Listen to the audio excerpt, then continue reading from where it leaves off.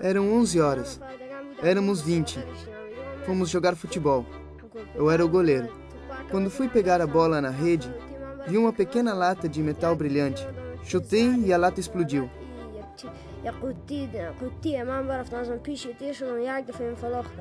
Minha perna começou a sangrar.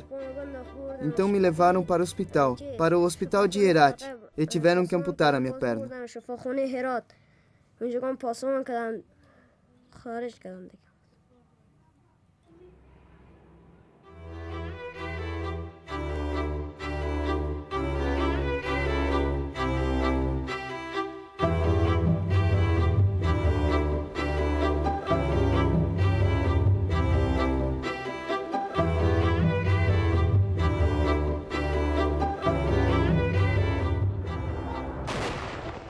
Muito depois que o estrondo dos combates termina, o legado da guerra continua a ameaçar muitos civis. Os conflitos armados deixam para trás milhões de armas perigosas, conhecidas como resíduos explosivos de guerra, ou ERW, na sigla em inglês. Esses materiais bélicos letais são um perigo permanente e provocam um sofrimento enorme para homens, mulheres e crianças inocentes que vivem nas áreas atingidas. Houve progresso para livrar o mundo das minas antipessoais. Já o perigo dos resíduos explosivos de guerra é menos conhecido, embora eles sejam mais complexos e mais mortais. Em novembro de 2003, foi adotado um novo acordo internacional, o Protocolo sobre Resíduos Explosivos de Guerra. Este protocolo exige que todos os envolvidos num conflito armado tomem medidas para reduzir o perigo que estes resíduos representam para os civis. Trata-se de um primeiro passo histórico para acabar com o legado letal representado por essas armas. As maiores fontes dos resíduos explosivos de guerra são as munições de artilharia não detonadas, ou seja, armas que foram acionadas, mas não explodiram, além dos estoques de munição que foram abandonados pelas Forças Armadas. Eles incluem morteiros, granadas, peças mortais de artilharia, foguetes e mísseis. Bombas de fragmentação são um perigo adicional. Essas armas são jogadas de um avião ou lançadas por artilharia. Em ambos os casos, um carregador de munição pode lançar centenas de pequenos fragmentos. Quando eles se dispersam, podem destruir uma área do tamanho de 8 campos de futebol. A maioria deles explode com o impacto, mas até 25% podem não detonar como planejado, criando milhares ou até milhões de resíduos mortais, dependendo da natureza e da escala do conflito. Os fragmentos continuam onde eles caem. Eles podem explodir caso sejam tocados. Como as formas e as cores desses resíduos atraem as crianças, elas correm sérios riscos quando brincam, vão para a escola ou trabalham nos campos. Muitas vítimas de acidentes com essas armas não sobrevivem. Os que não morrem frequentemente são vítimas de grandes sofrimentos e lesões múltiplas, como perda de órgãos, queimaduras graves ou danos à visão e à audição.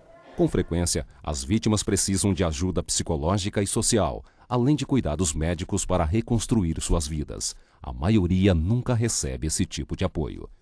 Para as famílias, a morte de um parente pode representar perda na renda familiar e os ferimentos, um fardo pelos cuidados que exigem. É um peso que recai sobre toda a comunidade. Os resíduos explosivos de guerra podem ser um obstáculo para o desenvolvimento e a reconstrução nas regiões devastadas pela guerra.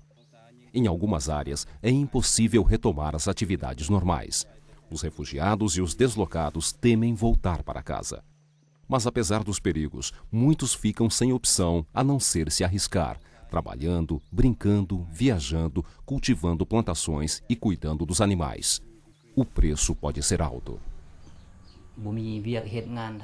Não tenho nenhum trabalho. Não posso fazer nada. Fico só em casa. Só minha mulher pode conseguir o nosso pão de cada dia. Se ela não consegue, não tenho. É a coisa mais difícil da minha vida. Não sei exprimir o quanto estou triste. Mas já perdi a paciência e a memória. Não sou qualificado para ser um homem. Também perdi um pouco da memória.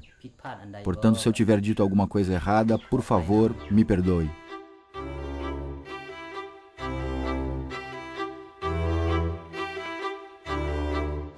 Os resíduos explosivos de guerra são motivo de preocupação mundial, já que atingem mais de 80 países.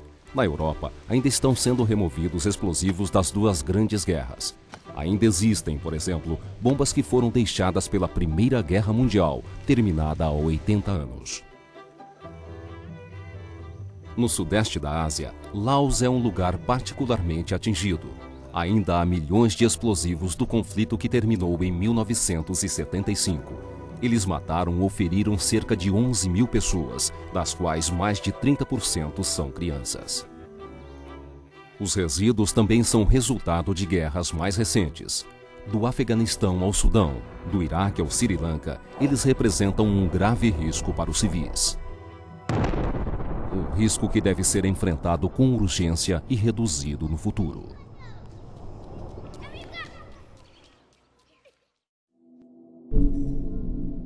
O Protocolo sobre Resíduos Explosivos de Guerra é um esforço histórico. É o primeiro tratado que estabelece um marco geral para diminuir as mortes, os ferimentos e o sofrimento causado por essas armas. O protocolo é parte da Convenção sobre certas armas convencionais e se aplica a todos os armamentos convencionais que contêm explosivos, com exceção das minas terrestres e armadilhas com minas ou granadas, que são cobertas por outros tratados. O protocolo contém 5 disposições principais. Quando as hostilidades cessam, cada parte de um conflito armado deve remover os resíduos no território que controla. A remoção é a maneira mais segura de eliminar riscos para os civis.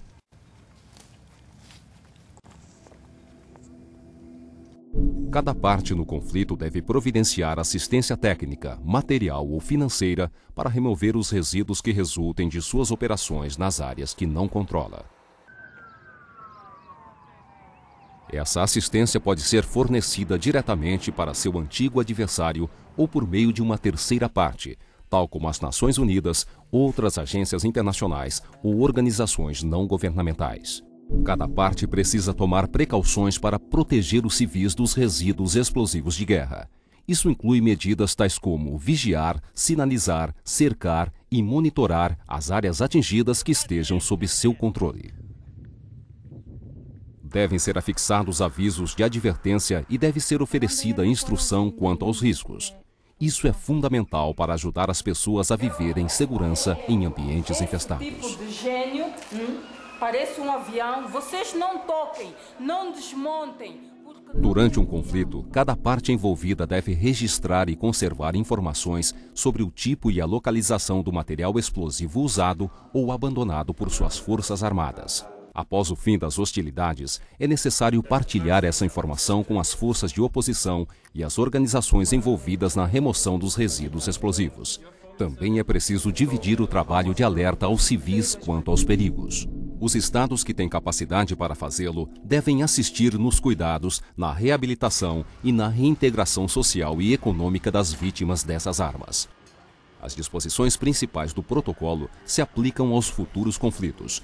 No entanto, o documento também tem disposições para assistir os estados que já se encontram contaminados em virtude de guerras no passado.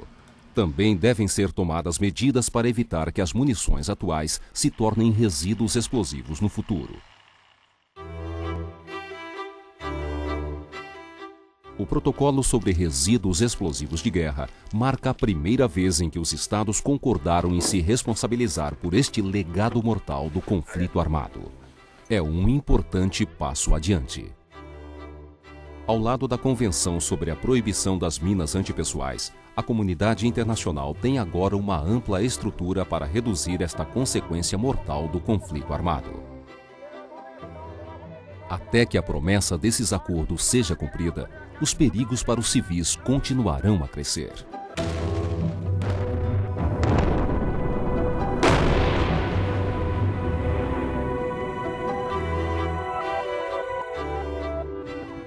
O O protocolo deve ser ratificado pelos estados e suas normas devem ser implementadas por todos os governos, pelas Forças Armadas e pelos grupos armados organizados. Só então as guerras ficarão para trás quando cessarem os combates.